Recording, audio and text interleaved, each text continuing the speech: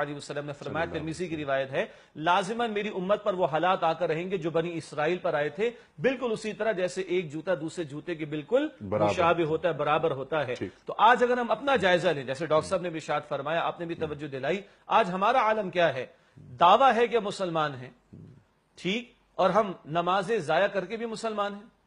ہم زکوٰۃ میں ڈنڈی مار کر بھی مسلمان ہیں، ہم روزوں کو جان بوجھ کر چھوڑ کر بھی مسلمان ہیں، ہم حج جو کہ فرض ہو، صاحب استطاعت کی بات ہو رہا ہوں، وہ ضائع کیے بغیر بھی مسلمان ہیں، ہم سود خوری کر کے اللہ اور اللہ کے رسول علیہ السلام سے جنگ کے مرتکب ہوں، ہم تب بھی مسلمان ہیں، ہم بے حیائی کو پروموٹ کر کے جو ہے وہ پھیلا کر اللہ کے غضب کو دعوت دیں، ہم پھر بھی مسلمان ہیں، ہم ملاوٹ کریں پھر بھی مسلمان ہیں، اور ہماری تمنا کیا ہے؟ آج ہم سے کوئی پوچھے کہ یہودی کہاں جائے گا، ہم فٹ کہتے ہیں کہ جہنم میں جائے گا، نصرانی کہاں جائے گا، ہم فوراً کہتے ہیں جہنم میں جائے گا، فلاں کافر کہاں جائے گا، وہ فوراً کہتے ہیں جہنم میں جائے گا، اور ہم کہاں جائیں گے؟ ہم جنت میں جائیں گے۔ Is it so simple؟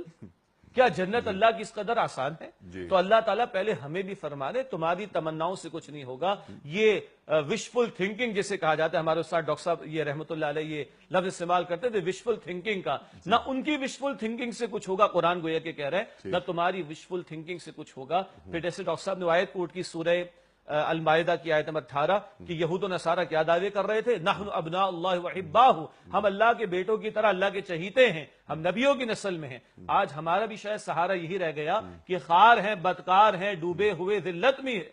میں ہیں، کچھ بھی ہے اے مولا تیرے محبوب کی امت میں، وہ بھائی یقیناً محبوب کی امت میں کوئی شک نہیں صلی اللہ علیہ وسلم، مگر آج اس امت مسلمہ کے ساتھ دنیا میں ہو رہا ہے، جو دنیا کے کونے کونے میں پٹائی ہماری ہوتی رہی، کیا محبوب کی امت کے ساتھ ایسا ہونا چاہیے؟ آخرت تو بات کی بات ہے، دنیا میں ارزہ ترین خون اگر مسلمان کا ہے، 57 ممالک ہونے کے باوجود ہم کبھی عراق کے اندر کبھی افغانستان کے اندر کافروں کے سامنے کھڑے نہ ہو سکے، تو کیا یہ خیر امت قرار پانے کی مستحق نظر آتی ہے امت آج کے دور کے اندر؟ تو یہ جو آج ہماری وشفل تھنکنگ ہے، قرآن اس کا ذکر کر رہا ہے، نہ ان کی تمناؤں سے کچھ ہوگا، نہ تمہاری تمناؤں سے کچھ ہوگا۔ جب آپ گفتگو فرما رہے تھے تو بہت سادہ سی بات دل میں آئی تھی، آپ مجھے بتائیے انیس صاحب، 50,000 کی تنخواہ ہے میری، اگر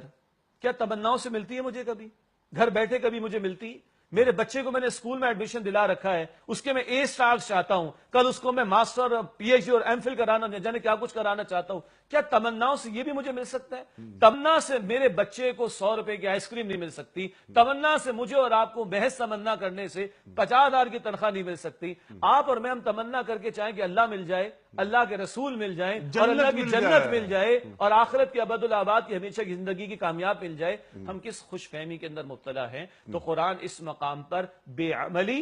خوش فہمی، وشفل تھنکنگ کی نفی کر کے بندہ مومن کو ایک متحرک زندگی جو اعمال صالحہ والی ہوئی، آگے ہم بات کریں گے، فقط اعمال کی بات نہیں کرتا قرآن،